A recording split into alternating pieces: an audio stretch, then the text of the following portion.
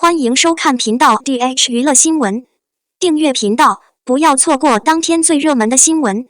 我们今天的时事通讯涵盖以下内容：终究是努力错付了方向，已31岁的杨紫，如今口碑要遭遇滑铁卢了。杨紫是一位童星，多年来凭借个人的努力，已经成功完成了从邻家乖乖女到备受欢迎的偶像的身份转变。她的演技甚至超过了许多90后花旦在娱乐圈中的表现。然而，最近杨紫主演的《长相思》却面临着口碑垮台的风险，这是怎么回事呢？宋丹丹曾经尖锐地告诉杨紫，娱乐圈一直对演员的颜值要求很高，她的长相不适合进入这个行业。然而，年轻的杨紫并没有顺从命运的安排，她不仅成功考入了北京电影学院，还通过自己的努力在娱乐圈中取得了稳固的地位，引起了广泛的赞赏。杨紫出道以来，大众对她的外貌一直有很多批评，这并不令人意外。然而，细心的网友会注意到，从《战长沙》到《欢乐颂》，再到如今的《长相思》预告中，杨紫的容貌变得越来越精美，更加契合当前的审美标准。小雪在《家有儿女》中的天真淳朴形象早已消失得无影无踪。作为众所周知的事实，古装偶像剧中，颜值和演技是非常重要且不可或缺的因素。尽管杨紫在明星中并没有出众的颜值，但观众们所抱怨的并不是她的普通，而是她脸部过于工业化、不自然且肿胀。在《长相思》的预告中，杨紫的面部表情显得十分僵硬，她的造型越来越有明显的工业化元素，而男装部分则显得膨胀且不自然，与男主角张晚意形成了鲜明的对比。尽管预告片中注入了催泪弹，但咆哮式的哭泣并未能引发观众的共鸣，反而给人一种刻意演戏的感觉。不可否认的是，杨紫以其努力不懈而闻名。尽管她在颜值方面稍显不足，但她却从未放弃寻求补救之道。当她发现自己演技不够出色时，她积极地投身科班学习，并从基层做起，逐步成为一位实力派演员。有时候，即使我们努力去追求目标，也可能会走弯路，过度努力反而会产生负面效果。早在《长相思》预告引发争议之前，人们就已经察觉到了一些端倪。而杨紫上一部热播剧《亲爱的》热爱的则是在2019年完结的。杨紫一直在往相同类型的影视剧方向上努力，除了童年以外，近些年她接连上映了《余生沉香如屑》《青簪行》，这几部作品都能够清楚地展示出这一点。她对甜宠剧和古偶剧情有着浓厚的兴趣，并不是因为她在这两个类型的影视剧中拥有独特的演技才华，而是因为甜宠剧和古偶剧都是当前最热门的流行剧种。然而，自从《香蜜》和《亲爱的》热爱的大获成功后，杨紫的同类型剧作反响一直不尽如人意，她的排名也从年度顶流下降到了10几名以外。毫不奇怪的是，当一个演员长时间在同一方向上努力时，必然会给观众带来视觉疲劳的效果。杨紫的甜宠剧中，所有角色都是充满活力和可爱的甜妹子，而古装剧中大多是美得无法形容的女神角色。她的每一个出现都似乎预示着接下来要发生的事情，观众们立刻就能猜到她即将展现出的下一个动作，甚至连剧情的发展也几乎可以预测，就像是一颗过期的糖果在口中不停地咀嚼。杨紫在这类影视剧方面的造诣越来越高，她不断地努力在相同的演戏模板下提升自己，已经熟练掌握了获取流量的技巧。在扮演哭戏时，她付出了巨大的努力，尤其是在《长相思》中那个咆哮式的哭泣场景，再次令人印象深刻。然而，每个作品都有其独特性，每个角色也各具特色，因此不可能将同一模板适用于不同的角色。或许在短时间内，他们会因为出色的演技而获得奖项和好评，但长期下来，这种反复出现可能会让观众产生视觉疲劳。角色的表演让人觉得缺乏真实的情感体验，无法将角色活灵活现地呈现出来。观众们对杨紫的口碑存在争议，并非仅仅因为她在演技上过于模板化。更令人担忧的是，如果她继续进行脸部改良，是否还能够胜任古装戏和甜宠剧的角色？杨紫似乎已经加入了那些明星之列，不断运用科技手段来迎合大众审美观，以求变得更美丽。杨紫的外貌在早期虽然并不出众，但却有一种自然可爱的魅力。然而随着时间的推移，她的形象越来越失去了吸引力，她那像发面馒头一样饱满的脸庞并没有赢得观众的认可。一个演员最重要的是有自己的独特特点，如果只是依靠一张红透网络的脸庞和死板的表演模式，那么口碑崩塌也是迟早的事情。影视剧中的少女角色似乎从某个时候开始呈现更加成熟的形象，就像是年过30的杨紫依然扮演着少女和女神角色，毫不在乎观众对于年龄差异带来的不适感。或许是因为杨紫深知甜宠古装偶像剧对年龄有要求，所以她也在尝试转型。她的转型作品《女心理师》在2021年上映，然而并没有引起太大的轰动，反而遭到了人们对她演技尴尬的吐槽。杨紫对角色的认知总是套用一套固定的模式。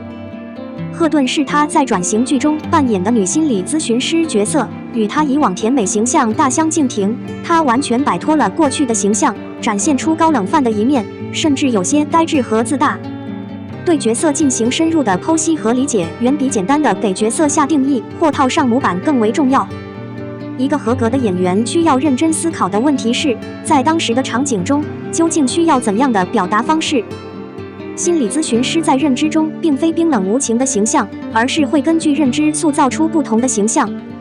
因此，他们会尽力呈现出甜美和可爱的特质，而不是冰冷无情。在电视剧《女心理师》中，赫顿所面对的患者大多都是内心受伤的人。咨询师以一种冷漠的态度来对待他们，这是否有些出乎意料呢？如果只是为了追求流量而不顾一切去演戏，所创造的作品很可能缺乏真正的味道，无法引起观众的兴趣。杨紫从一开始就展现出了令人钦佩的上进心和不服输的精神，年纪轻轻的她就成功将《家有儿女》中的小雪塑造得栩栩如生。即使在正式出道后，她依然愿意尝试各种不同的角色。例如，在战争题材剧《战长沙》和现实题材剧《欢乐颂》中，虽然这些剧并非热门剧，但却获得了真正的口碑认可。杨紫在之前凭借辛勤努力积攒了大量的粉丝，她用心打磨角色，并取得了许多令人称赞的作品。在娱乐圈中，有许多外貌普通但演技出众的演员，他们的角色塑造能力已经让人们忽视了他们的颜值，而更加专注于感受角色内心深处的情绪。然而，杨紫对自身的各个方面都有着极高的标准，她的要求看起来不仅是为了满足这些标准，更像是为了追逐流行潮流。尽管她具备出色的演技，可以成为一位实力派演员，然而她总是倾向于注重外貌，不时改变自己的颜值。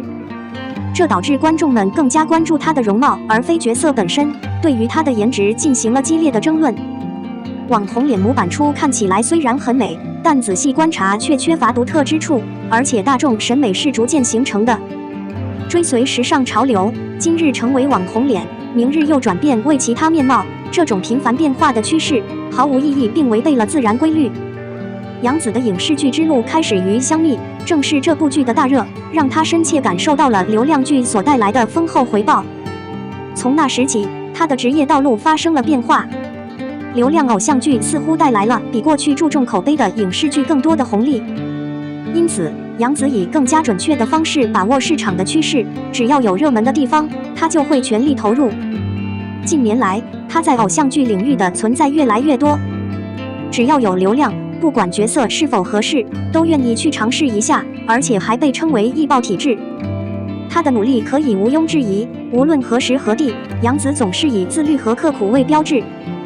然而，她的努力并非盲目付出，而是经过深思熟虑的、有明确目标的努力。杨紫目前的处境是，她在努力中偏离了正确的方向。如果一位演员能够用心去发掘角色，那么很可能会在演技上产生变化。